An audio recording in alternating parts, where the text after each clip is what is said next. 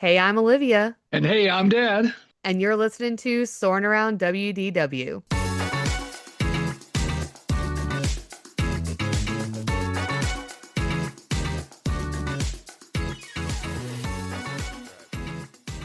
Hey, flight crew, and welcome back to a brand new episode of Soarin' Around WDW. This week, we are heading back to our armchairs for some armchair Imagineering for our fifth episode of our Parks of the Future series. And along with us are the experts of podcast Imagineering, our favorites, the Idiot's Guide to Imagineering crew. Today, we have with us Stephen and Marissa. So, welcome to the show, you guys. Wow, thank you, Hi. experts. Such I a I'll, nice I'll take this introduction. compliment. I don't know that I would call myself that. I'm more of an idiot, but Oh, Yeah. no, don't be we'll humble. take it. We'll take We it. pride Thank you. ourselves on just being idiots, not That's right. experts, but that's so Yes. nice.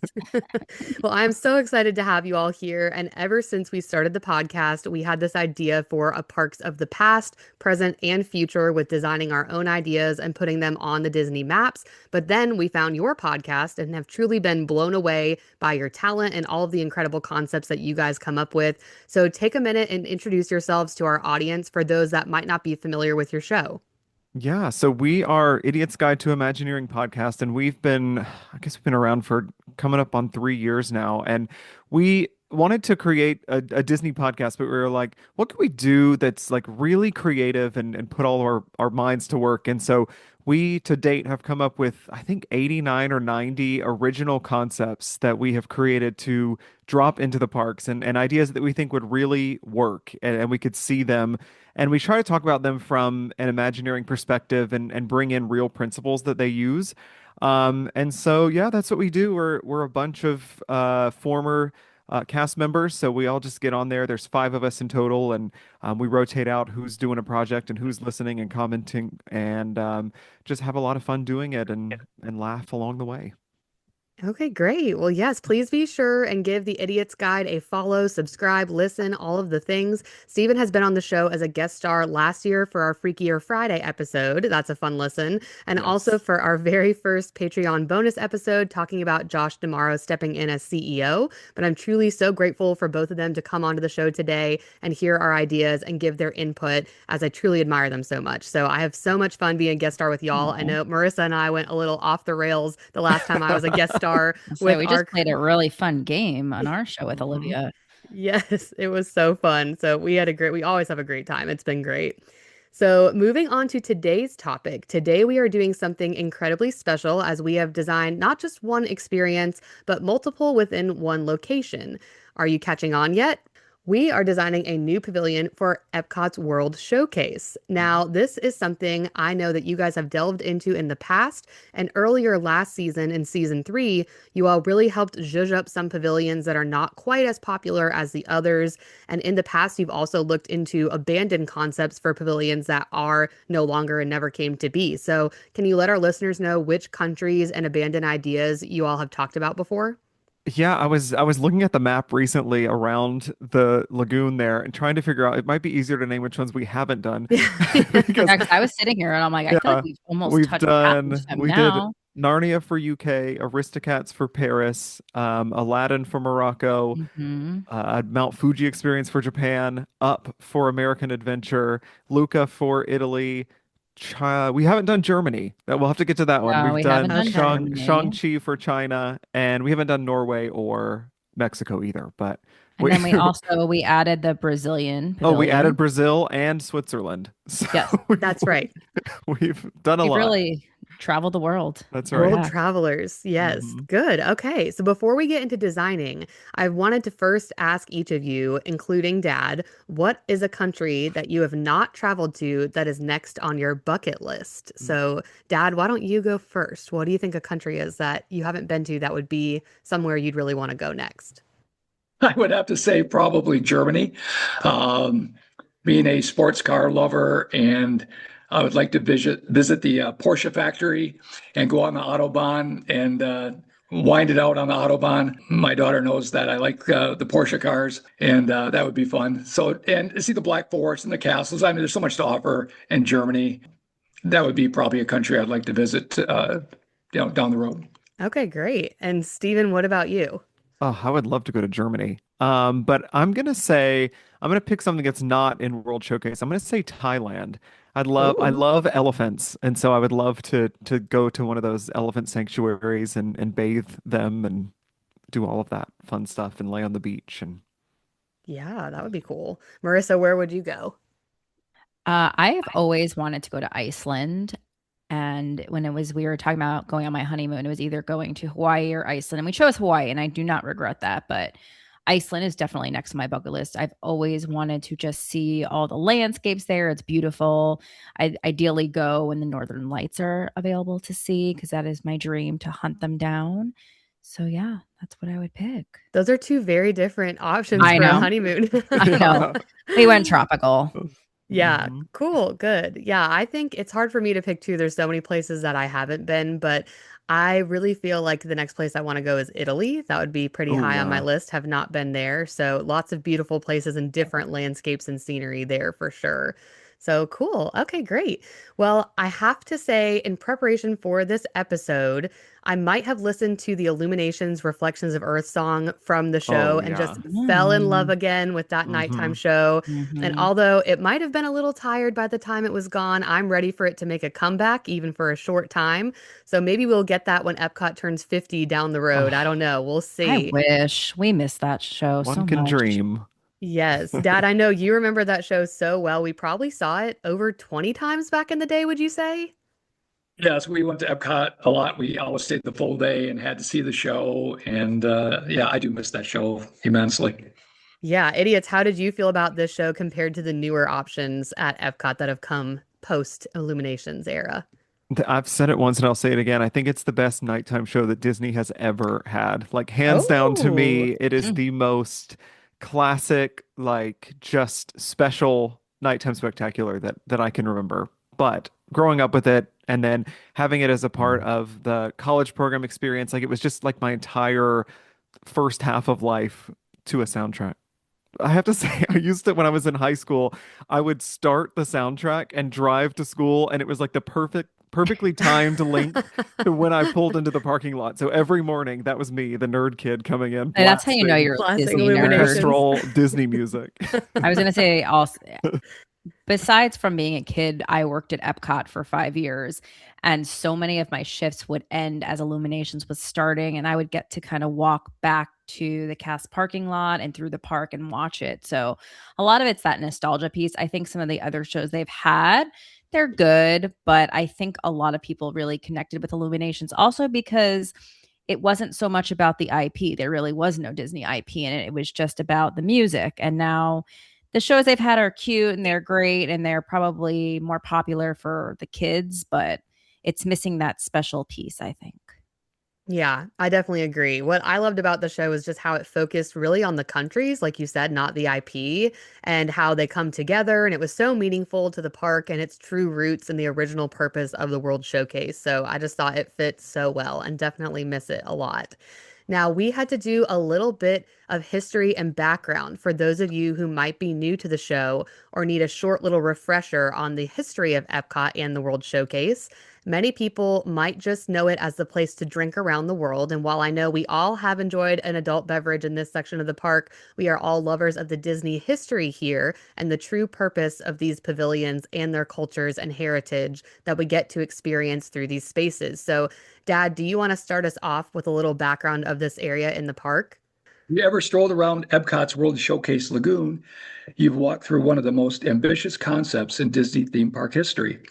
World Showcase is Epcot's largest neighborhood dedicated to celebrating the culture, history, cuisine, architecture, and traditions of 11 nations across 4 continents. When Epcot opened up on October 1st, 1982, 9 of those pavilions debuted on day one. Morocco followed in 1984, and Norway joined in 1988. Compared to the other Disney park areas, World Showcase has seen relatively few major structural changes since those early years, but the idea actually dates back much further. Conceptually, World Showcase can trace its roots all the way to 1955 when Walt Disney proposed something called International Street for Disneyland. It was envisioned as a globally themed area tucked behind Main Street USA. In 1956, an even bigger concept called International Land was pitched for the space between Fantasyland and Tomorrowland. It would have featured European settings and even a boat ride called Rivers of Europe. That idea was ultimately shelved in favor of building the Matterhorn bobsleds. Ouch, that was quite the exchange for pain. Yeah, true. Yeah. Wall envisioned an internationally themed shopping and dining district in his original experimental prototype community of Tomorrow, the real city concept for Epcot. It would have surrounded the central hotel tower in the city's hub. But after Walt's death and the cancellation of the city concept, that international district was reimagined as part of Walt Disney World's second theme park. By 1972, the project officially took on the name the World Showcase. Earlier models unveiled in 1974 actually placed the World Showcase along the shores of the Seven Seas Lagoon near the Ticket and Transportation Center. The design featured two large semicircular buildings, similar in spirit to Communicore, that would house international exhibits and more neutral spaces. Countries could customize the scale and depth of their presence depending on sponsorship. Interest from potential sponsors was strong, and by late 1975, Disney was preparing to move forward with plans to open in 1979. Of course, Epcot's actual opening would come a few years later in 1982 in its current location. Beyond architecture and food, World Showcase has always included interactive elements for families. One longtime offering that I know we frequented a lot is KidCot Fun Stops, located in each pavilion. Today, children receive a small suitcase bag and a traveler's card representing that country, and the back of the card features a scene from the nation, often including Disney characters. Kids can decorate them with markers at each station in the countries. And cast members, many of whom are from the countries that they represent, will often sign the cards or write a phrase in their native language. In earlier years, KidCot had stronger craft focus. Kids could decorate paper masks, which was my personal favorite, or Yeah. personalize a Duffy Bear cutout, collecting stamps from each country along the way. The experience has evolved over time, including changes in corporate sponsorship, but the heart of it remains the same, encouraging kids to explore and learn about the cultures of the world. Did either of you guys ever participate in the mask making spots in the pavilions? Absolutely. Absolutely, yeah. I think I still have one from it was the year I turned 21. My college spring break was like 2 weeks later. And my college program roommates and I did this big day. Well, we did a trip to Disney, but we did a big drinking around the world at Epcot. And I think I still have my mask Oh, saved because it fun. was like celebrating my 21st birthday. And I think everyone, yeah, like you said, everyone wrote different things on the back of it. Possibly happy birthday was what they were writing to me. So Oh, it's cool. somewhere saved in all my stuff.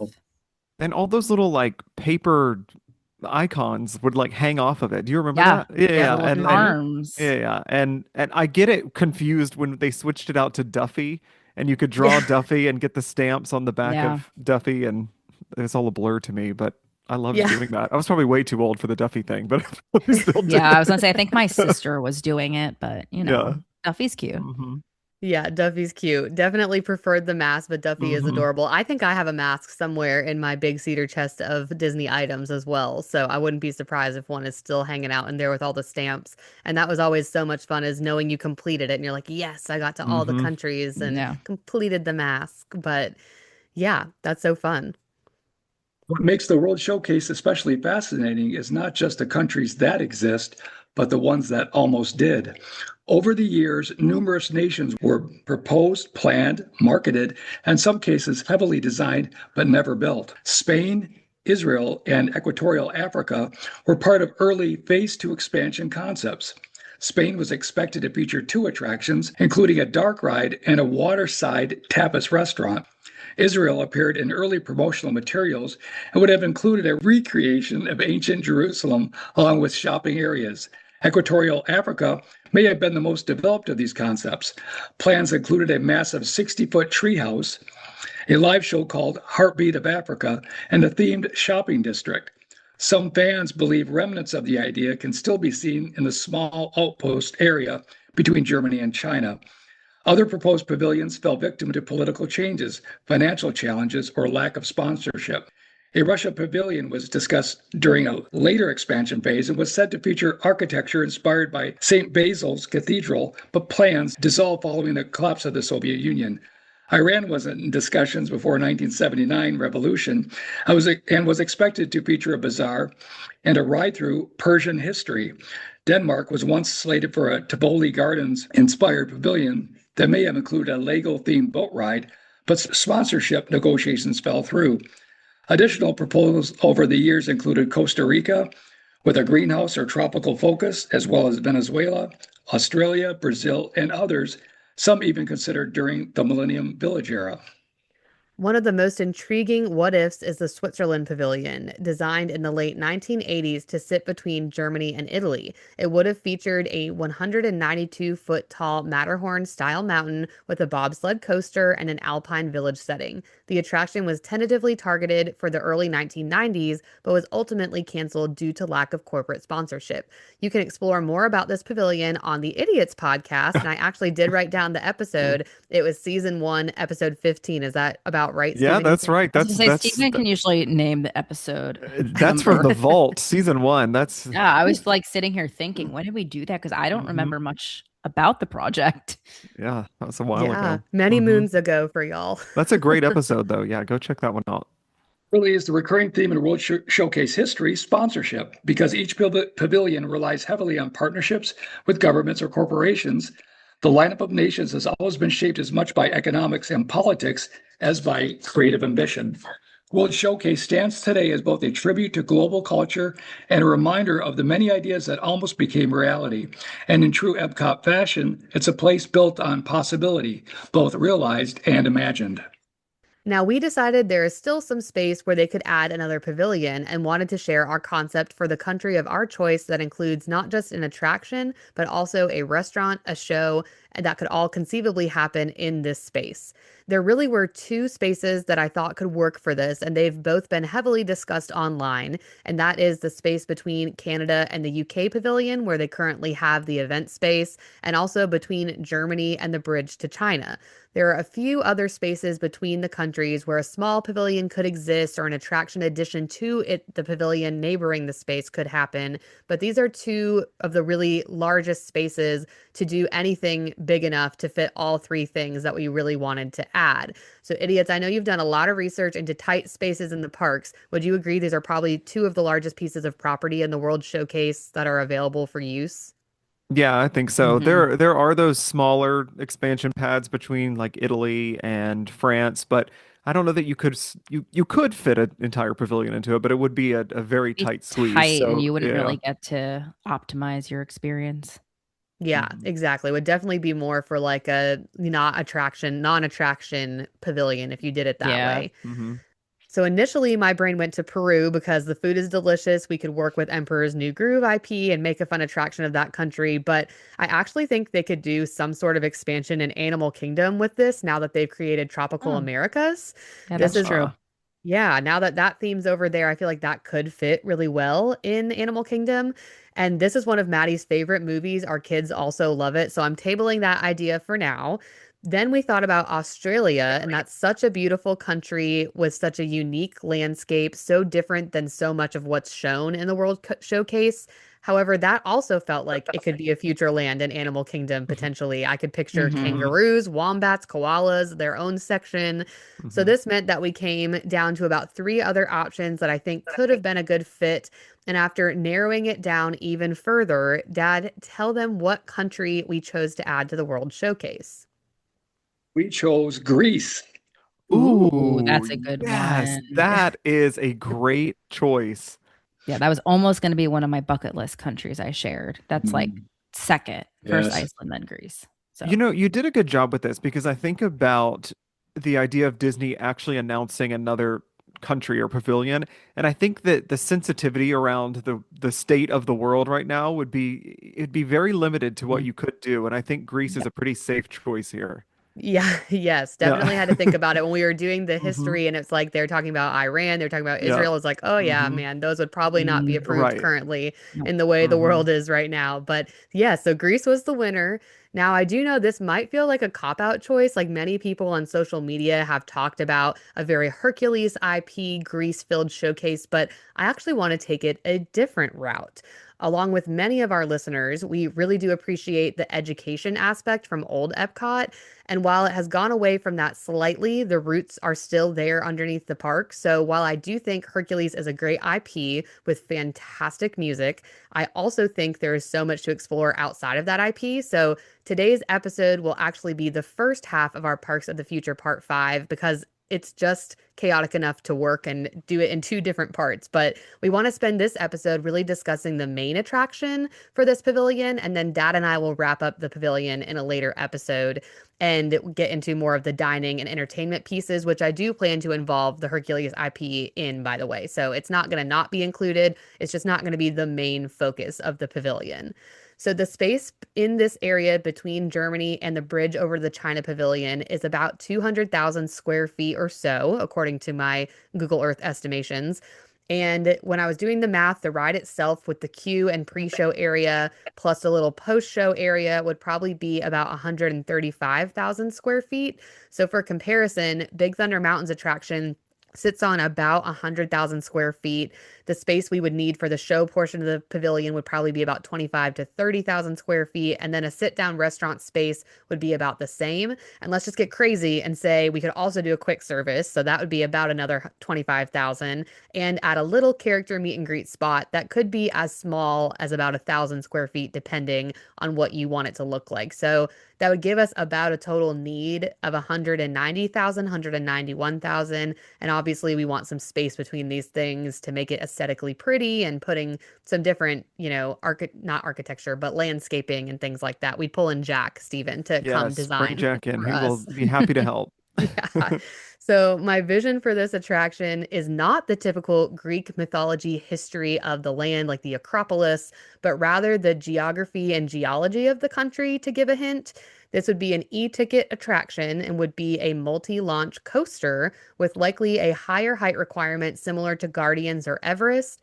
And this would also be partially indoor, partially outdoors. So you can see pieces of the outside from the pavilion, but most of the actual attraction will be indoors. So any ideas on what might be the theme or experience of this coaster? Can y'all think of anything? My whole mind is going to Mamma Mia, and I know it's I know. Mamma I'm Mia sure and that's not Disney. Hercules are my big Yeah. Greek I'm like, what is references in Great Disney? life. Disney Greek?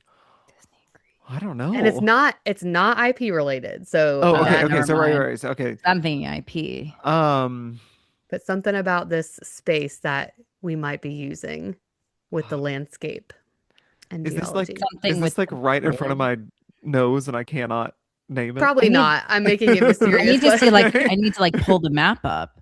Wait, so the bridge it's the bridge between no. I'm yeah, so thinking. between or well, something about the landscape of the country of Greece, I Yeah, should not say. not. Oh, Is okay. it like I'm thinking the Santorini? Is it? Yep, you're Yeah, weird. yeah. down the right track. Okay. Yep. So, Dad, tell him what we're Santorini. thinking. Coaster will be based on something that Disney has never touched before, volcanoes. Ooh. It would be called Fire of the Aegean.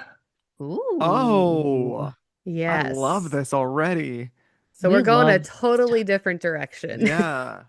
Many people may not know that there are still about 1,350 to 1,500 potentially active volcanoes worldwide. Of these, about 500 have erupted in the past.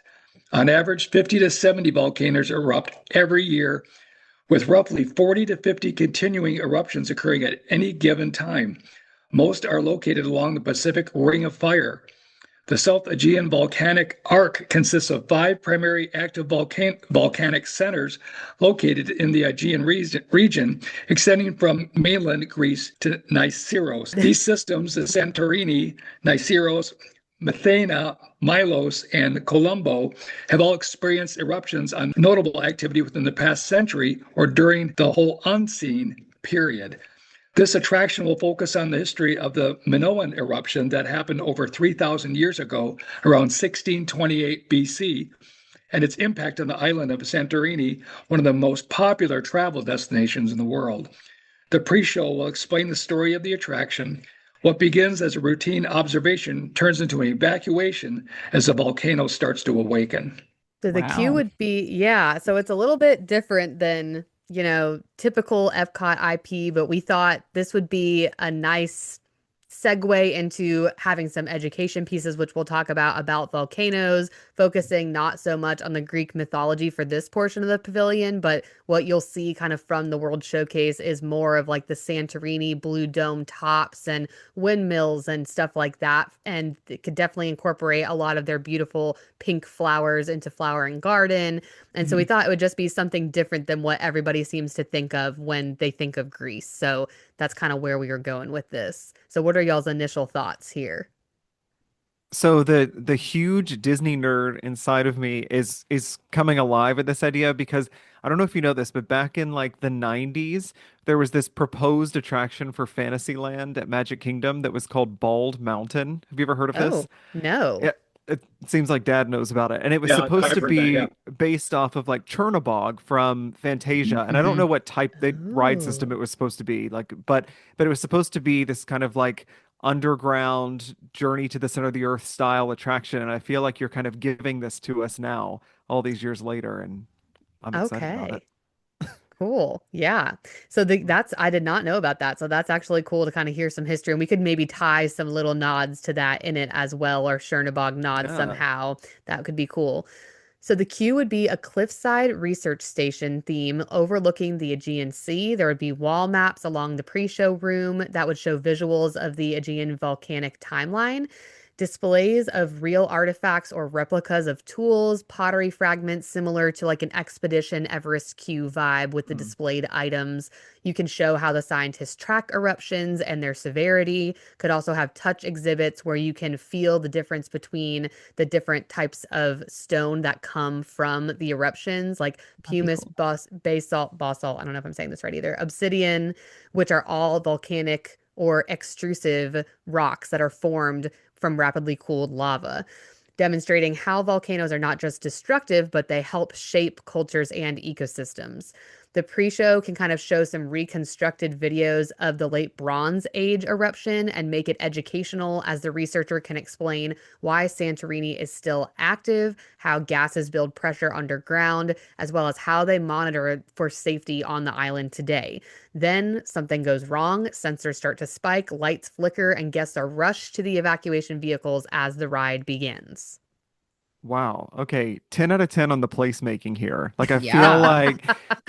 like I can see it so visually, and you've set it up really nicely. Now, is this happening in modern day? You may have said this, but this is Yes. like the now. Okay, okay. Okay. Yep, Hmm. happening in the now. Yep, Okay. but kind of Mhm. exploring the history of this Got eruption. it. Got it. Okay.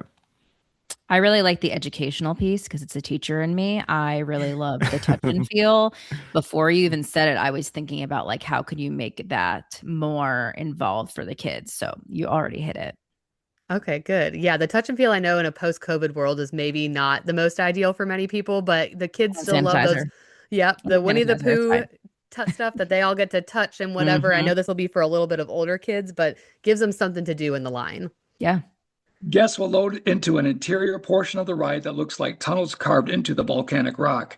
You start off on the ride vehicle with a slow roll into the caverns. We can utilize heat effects, glowing lava that flows through the cave, and rumbling on the track. Then the first launch is the sudden eruption simulation, a bright flash and surge forward as the volcano cracks open, showing the different layers of the earth and the glowing magma chambers. Cracking rock with gas pockets releasing, which blow air onto the gas and make loud hissing noises. Then you get to the second launch where someone yells, run, and you have a powerful launch upward and outside of the volcano. Fake smoke or fog will chase you out at the end before you finally escape to the unload area outside. All right, so picture this. You've just boarded your ride vehicle inside the fire of the Aegean, and instead of immediately blasting off, it does something much more unsettling. It initially creeps forward. You roll slowly into these tunnels carved deep into volcanic rock. It's dim, almost claustrophobic. The walls around you glow faintly with veins of lava. The mountain is alive. You can actually feel the heat radiating off of the rock. And there's this low rumble under the track, subtle at first, but constant, like something is building beneath you. As you go deeper, the environment starts to open up into these massive magma chambers. You're surrounded by layers of the earth, all exposed, molten rock bubbling below, jagged formations above. You hear cracking, popping, and then air blasts as past you as gas pockets rupture the walls, sharp hissing noises echo through the cavern, and the whole space feels unstable. And then it happens with a blinding flash, a deep explosive boom. The volcano erupts, and that's your first launch. You'll surge forward instantly, like the mountain itself is throwing you out. The track twists through these glowing chambers as everything around you starts to break apart, rock splitting, lava pulsing brighter, and the rubble turning into full chaos. You're not observing anymore, you're in it. And then suddenly you slow down just for a moment. It's almost too quiet. And then you hear someone shouting, "Run." No buildup this time. The second launch hits hard. You're propelled upward, racing toward the surface as the tunnel around you collapses. Heat intensifies, wind whips past your face, and the light ahead grows brighter and brighter until you burst out of the volcano. Now you're outside, but it's not safe. There's ash and smoke chasing you, pouring out behind the train. Fog engulfs the track as you race away from the eruption. The sky darkens, the air thickens with debris, and it feels like the entire mountain is right on your heels. Once it seems like it might catch you, you break free and the chaos fades. The rumble dies down, and you glide into the unload area, having just escaped the fire of the Aegean. This is such a multi-sensory experience. I mean, Wow. wow, this is expert level Imagineering. I mean, the tension build up at the beginning, Yeah. right there. You're hitting me with the unexpected. You're making me wait for the payoff, and then you delivered. Yeah, Yeah, I kind was of. like, if I don't feel heat, I don't even want to be on it. And then, sheesh, the heat is there. The heat Hmm. is there. So we wanted to kind of add elements from many different coasters. So the double launch, like similar to Slinky Dog, Hmm. Yeah. and the cavern aspect of Big Thunder Mountain, which is one of my favorite attractions. The Guardians kind of slow roll up to the first launch point or down rather in this way.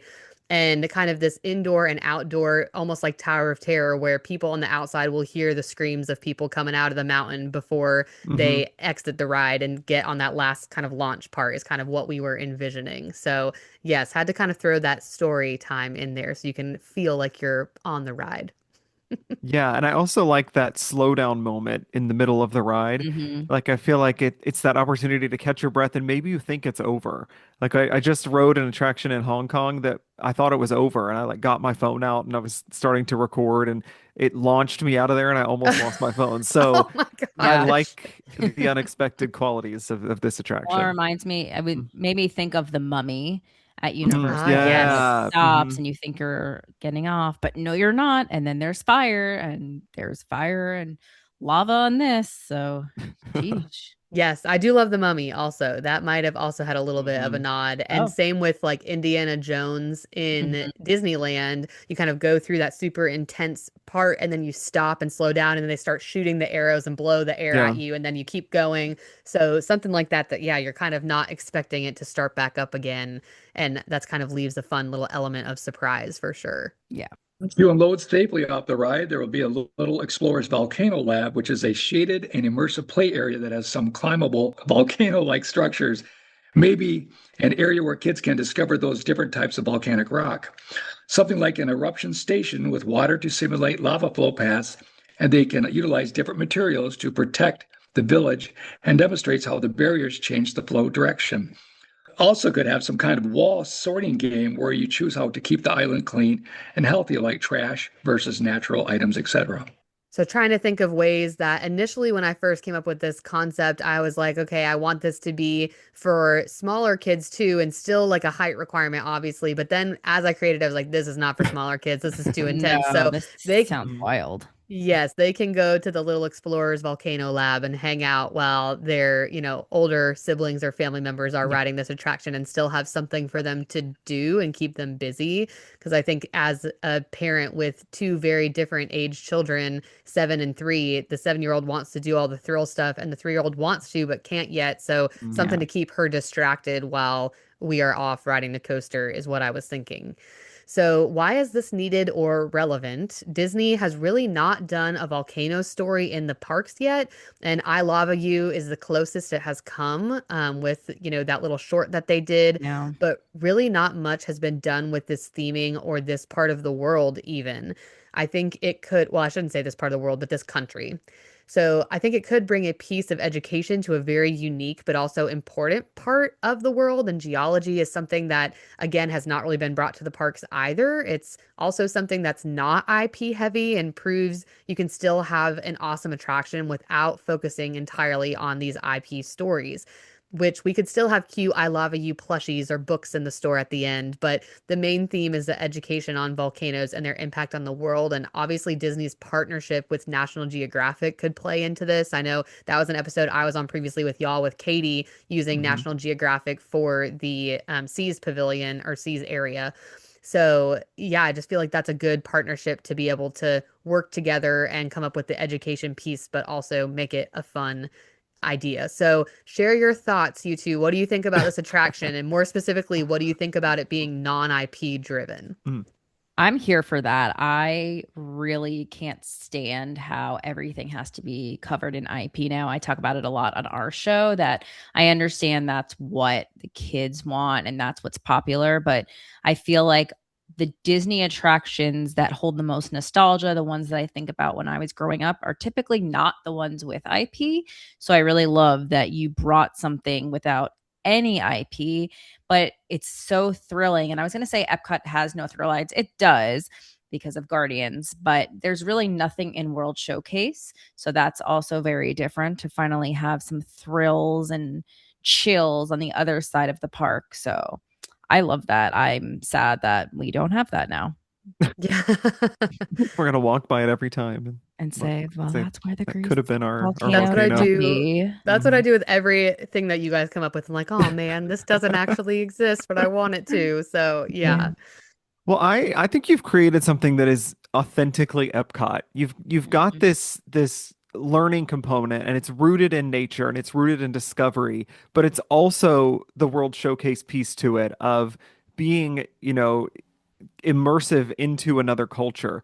And I think it's a really cool blend that you don't get a lot. Usually get one or the other in Epcot, and I think you've done a really good job of that. And also I think about when it comes to creating a coaster, you're going to get a big draw just in the nature of what it is. But I think doing that without layering IP onto it gives people the opportunity to see and experience something that's non-IP and realize, oh, this is cool. We don't have to have IP on everything that we do. And it kind of expands the modern day Disney guest mind into thinking, okay, we don't have to always layer in so thick on the character of it all. Yeah, and I definitely feel like that's what they did, Joe Rody with Expedition Everest and just Hmm. how that was so unique and creative and just getting to experience something that was not IP driven, but you really wanted to go on. And I think you're right, Stephen. I think the piece about it being a coaster will draw people in no matter what, but I do think it might impact the way they feel about Hmm. non-IP focused attractions. So that was kind of my follow-up question for you guys is are the days of non-IP focused attractions kind of dead? Is there hope that something like this could return again, maybe with the new leadership that is now in office at Disney? I don't know because I know they've been so focused on only building IP related experiences, but I'm hoping it changes, but I'm not sure it will because that's what's been working so far. And they don't need to go back to no IP because they have a pretty good equation that they've figured out that add characters that people will want it, go on it, and that's it. Yeah, it's Yeah, true. I think with this leadership change, there's a lot up in the air. I think Bob Iger was very, very big on pushing this IP. forward. And speaking of Disneyland forward, he specifically said everything we're doing will be IP related. Mhm. So it'll be interesting to see how that evolves and does it stick to that. I'm optimistic that there could be opportunity here and there to pull that back a little bit. Um, but I also do think it's a new era of Disney guests and the guests like us who have been there, you know, from the early days in the 90s and that was kind of how we grew up. It's different for us because those non-IP attractions are the nostalgia to us that isn't necessarily nostalgia to the newcomers. So, Mhm. but Yeah. there's got to be some kind of give and take. So, Yeah. hopeful.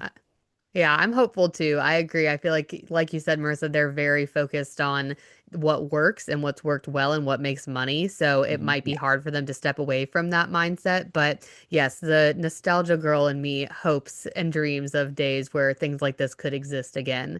If Yeah, This ride had a pre-show with a host who was taking you as part of the research team that's okay. into this active volcano. so, who would you guys have play the host? We can all Hmm. answer this one. Oh, hmm.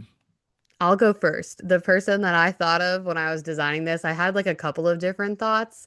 It's so funny. The first person I thought of was Oliver Hudson, which is so random, but I could see him like in a little, outfit, researcher outfit being goofy. And I also, the second person, which would fit a little bit more if you wanted to add like a little comedy element, is Jack Black as like this researcher, almost like Jumanji type guy, That's being I like, like that. come with me on That's who this I was research thinking. adventure. That's who, oh, perfect, Dad. That's so funny. Yeah, I thought he'd be great.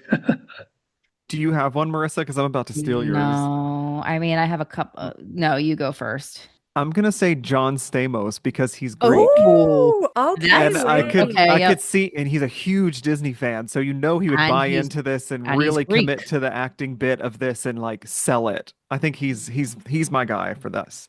Good Oh, I idea. love that Mhm. choice. Yeah. Yeah. Okay. Well, that's better than mine. I mean, I guess it's kind of going along with Jack Black. I feel like it's this Josh Gad, just Hmm. because I don't Yep. know why he has absolutely no tie, but I could just see him in like a little safari adventure outfit, joking. Safari. A safari. I don't know, an Greece. exploration outfit, Yeah.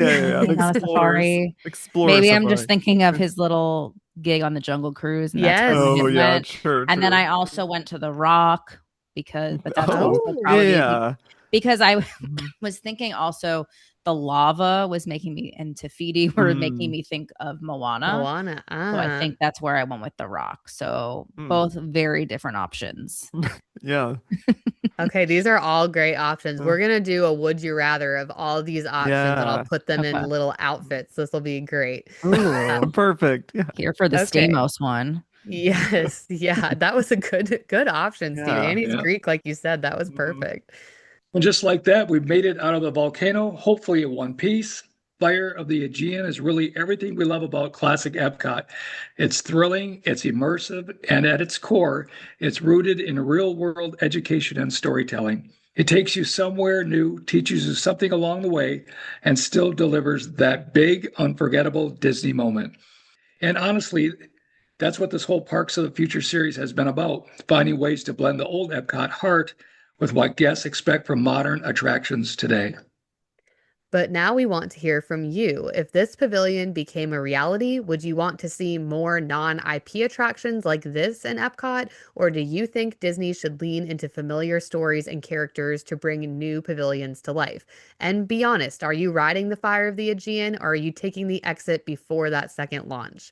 Next week, we're taking this idea even further as we build out the Greece Pavilion experience. We're going to talk about not one, but two dining locations, a quick service, and a sit down restaurant, bringing authentic flavors and atmosphere to the World Showcase. Plus, we're adding an entertainment offering with a fun, energetic tie to Hercules, and of course, a meet and greet that we think is going to be a huge hit for families. So, if you thought this was fun, just wait because the land is about to come to life even more next week. So, thank you all so much for listening. And a huge thank you again to Stephen and Marissa for joining us on this episode. Idiots, remind the listeners where they can find you. Yeah, thank you so much for having us. I'm a little biased, but this is my favorite series that you do on the show. So Mhm. excited to be a part of it. So yeah, you can find us on Instagram. That's our main social media. We're at Idiots Imagineering. And I'm pretty much on there every day posting something. So follow us, say hello. We love to make new friends. And you can find us on Apple and Spotify, anywhere you get your podcasts. Idiot's Guide to Imagineering. New episode every Monday. Okay, great. Well, that is all for now. We will see you guys next week. See you next week. See ya. Bye. Hey, thanks so much for listening. If you enjoyed today's episode, be sure to give us a follow on Instagram at Soarin Around WDW Pod, where we share fun reels, throwback photos, and dive into weekly polls and debates. If you're listening on Spotify, be sure to follow and hit that 5-star button. If you are over on YouTube, subscribe and leave us a comment as well. If you're listening on Apple, a 5-star rating and a written review would mean the world. You can also now support the show through our Patreon at patreon.com/SoarinAroundWDW podcast by becoming a free or paid member and finding exclusive content and bonus episodes and videos there too. Thanks again for joining us. Catch you on the next flight.